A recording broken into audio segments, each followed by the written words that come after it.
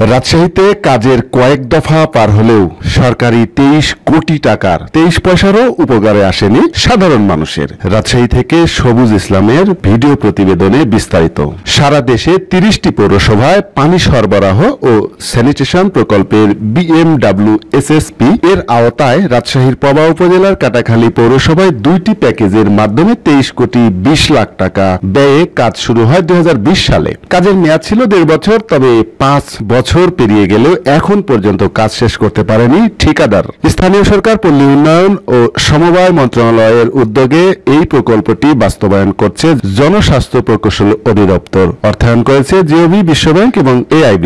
জনস্বাস্থ্য প্রকৌশল অধিদপ্তরের দেয়া তথ্যমতে পানি সরবরাহের কাজটিকে 2 ভাগে ভাগ করে 2 ঠিকাদারের মাধ্যমে কাজ বাস্তবায়ন করা হচ্ছে। মাটির তল থেকে পানি উত্তোলন এবং ট্যাঙ্কি পর্যন্ত পানি সরবরাহ কাজকে বলা হচ্ছে ট্রান্সমিশন এবং বাড়ি বাড়ি পাইপলাইনের মাধ্যমে পানি সরবরাহ কাজটিকে বলা হচ্ছে ডিস্ট্রিবিউশন। কাজের মেয়াদ ছিল 18 মাস। ঠিকাদারি প্রতিষ্ঠানের আবেদনের প্রেক্ষিতে কাজের মেয়াদ বাড়িয়ে করা হয় 24 মাস। তবে 5 বছরেও শেষ করতে পারেনি ঠিকাদারি প্রতিষ্ঠান দুটি। 10 কোটি 20 লাখ টাকা ব্যয়ে কাটাখালী পৌরসভায় পানি সরবরাহের ডিস্ট্রিবিউশন পাইপলাইন অংশের কাজ করছে সারা এন্টারপ্রাইজ এবং 12 কোটি টাকা ব্যয়ে মেসার্স কবির হোসেন ও মেসার্স ডন এন্টারপ্রাইজ কাজ করছেন ট্রান্সমিশন অংশের কাজ।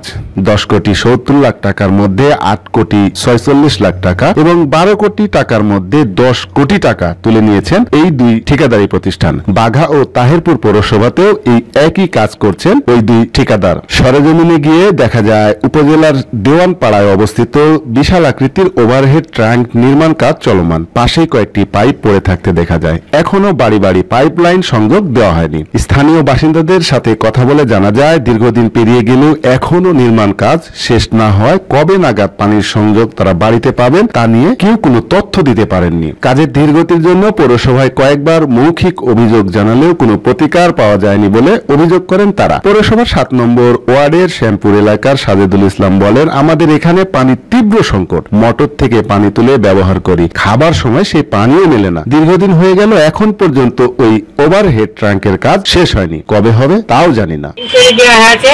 কিন্তু পানি 5-6 বছর আগে হয়ে গেল, কিন্তু এখনো পানি পাচ্ছেনি।